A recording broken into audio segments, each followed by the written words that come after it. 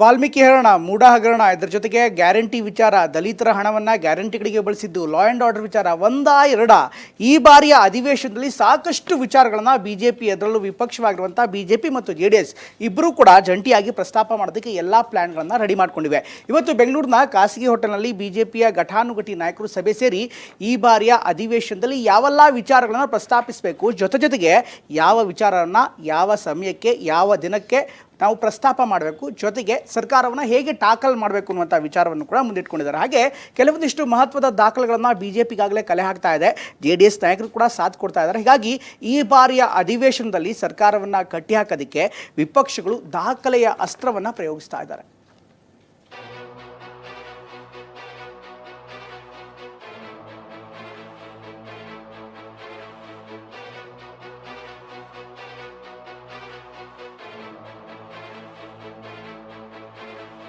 ಸದನದಲ್ಲಿ ರಾಜ್ಯ ಸರ್ಕಾರದ ವಿರುದ್ಧ ಮುಗಿಬೀಳಲು ಬಿಜೆಪಿ ತಂತ್ರ. ವಾಲ್ಮೀಕಿ ಮೂಡಾ ಹಗರಣವೇ ಅಸ್ತ್ರ, ಬಿಜೆಪಿ ನಾಯಕರ ಮೀಟಿಂಗ್. ರಾಜ್ಯದಲ್ಲಿ ವಾಲ್ಮೀಕಿ ನಿಗಮದ ಹಗರಣ ಮತ್ತು ಮೂಡಾ ಸೈಟ್ ಹಂಚಿಕೆ ಪ್ರಕರಣ ಬಿರುಗಾಳಿ ಎಬ್ಬಿಸಿದೆ.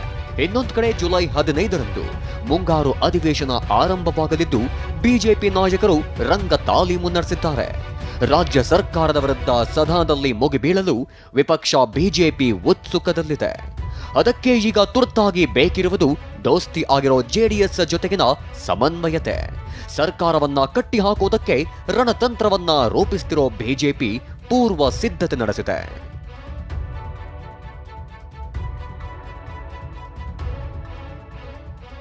ಬೆಂಗಳೂರಿನ ಖಾಸಗಿ ಹೋಟೆಲ್ನಲ್ಲಿ ಸಭೆ ನಡೆಸಿರೋ ಬಿಜೆಪಿ ನಾಯಕರು ಮಹತ್ವದ ಚರ್ಚೆ ನಡೆಸಿದ್ರು. ಈಗಾಗಲೇ ತನಿಖೆಯಲ್ಲಿರುವ ಹಗರಣಗಳನ್ನ ಪ್ರಸ್ತಾಪಿಸಿ ಸರ್ಕಾರದ ವಿರುದ್ಧ ಒಗ್ಗಟ್ಟಾಗಿ ಮುಗಿಬೀಳೋದಕ್ಕೆ ಪ್ಲಾನ್ ಮಾಡಲಾಗಿದೆ. ರಾಜ್ಯ ಸರ್ಕಾರದ ವೈಫಲ್ಯಗಳನ್ನೇ ಕೈಗೆತ್ತಿಕೊಂಡು ಸದನದಲ್ಲಿ ಪ್ರಸ್ತಾಪ ಮಾಡಲು ನಿರ್ಧರಿಸಲಾಗಿದೆ. ಮೂಡಾ ವಾಲ್ಮೀಕಿ ನಿಗಮದ ಹಗರಣವೇ ಬಿಜೆಪಿ ಅಸ್ತ್ರವಾಗಿಸಿಕೊಂಡು ರಾಜ್ಯ ಸರ್ಕಾರದ ವಿರುದ್ಧ ಸದನದಲ್ಲಿ ದಾಳಿ ನಡೆಸಲು ಮುಂದಾಗಿದೆ.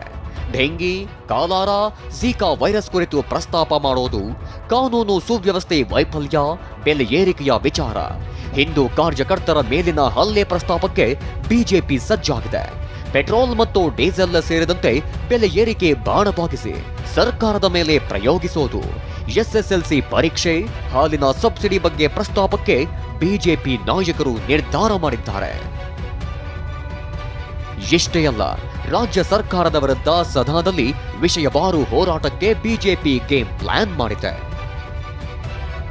15ಕ್ಕೂ ಹೆಚ್ಚು ವಿಷಯಗಳನ್ನ 2 ಸದನಗಳಲ್ಲಿ ಪ್ರಸ್ತಾಪಕ್ಕೆ ಬಿಜೆಪಿ ಸಿದ್ಧವಾಗಿದೆ.